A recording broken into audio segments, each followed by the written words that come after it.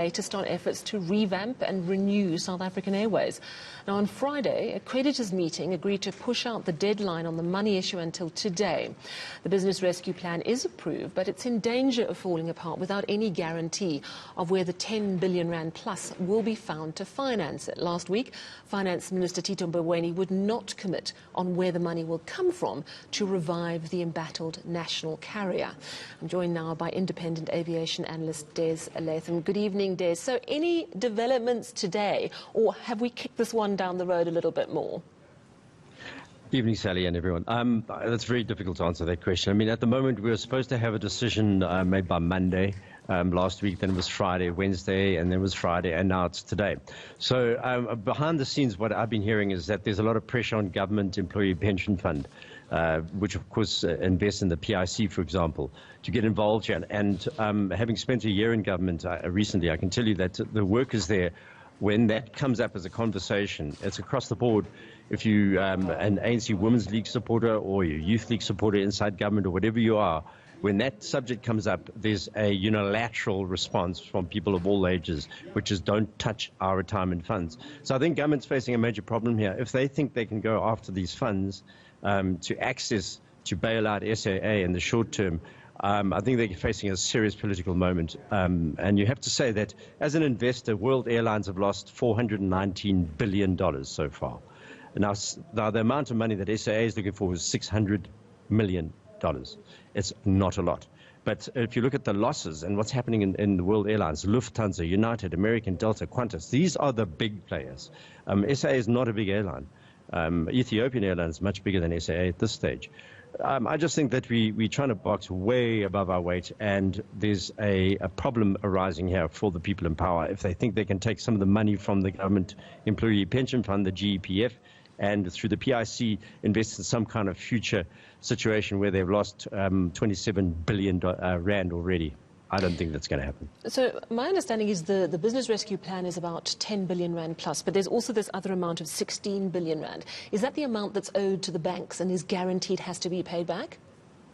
Yes, most of the large amounts are to the banks and other creditors. I mean, you're looking at Wells Fargo leasing company. It's owed around 200 million. And there's a long list of leasing companies around the world.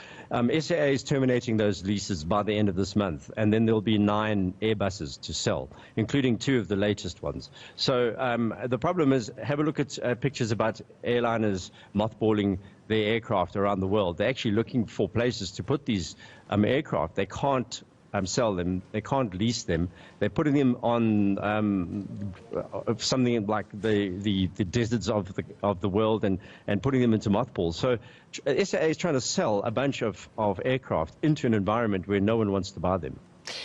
While SAA tries to get its act together and renew itself, what sort of local aviation environment would it be moving back into? What is the latest in terms of our local aviation? I would imagine that flights are still severely depleted and that money is still incredibly tight. Well, it's a very good question. I mean, one of the interesting things, I took a flight to Cape Town last week for a filming assignment, and I saw Airlink was flying in the morning, SAA is flying, Mango is flying, and Safair is flying. So in domestic flights, those routes are kind of being chopped up already by the competitors. Mango, of course, is a partner to SAA. So one of the questions has to be, what's going to happen to Mango in the relationship with SAA? Now, SAA is supposed to be an international airline. If you look at the numbers in terms of the flights that have been taking place, flights in Africa, international flights to Europe, are down 99%. So how are you going to take off in the midst of that carnage? And of course, we're dealing with the pandemic, and the responses to the pandemic are not going to be short-term. This is a medium to long-term response. IATA has said 5 to 10 years. Into this fractured aviation environment, internationally and locally, you have a really damaged airline trying to make sense of its future based on some political shenanigans, if you like, and a future design that is not based on strategy. It's based on tactical decision-making by unions, putting pressure on people inside the Youth League or the Women's League, and then up in government meetings, up pops someone who says, oh, we need to access the GEPF. You know, this is like hillbillies here. We're dealing with an international industry. So our domestic flights are actually doing quite well. The prices are not too bad. They're only a couple of $100 more to fly back to Cape Town, for example. And of course, you can buy the middle seats as fly South Air if you don't want someone sitting next to you for an additional 750 rands. So these people are making they're making some money. But I mean, if you look at the numbers here, airlines in Africa were losing around $42 per passenger up until June. So we're looking at a really desperate situation there. Yeah, an industry just in such dire straits. Thank you very much, aviation expert Des Letham, speaking to us this evening about SAA, and it seems that the new deadline to sort out the money may well now be the 30th of July.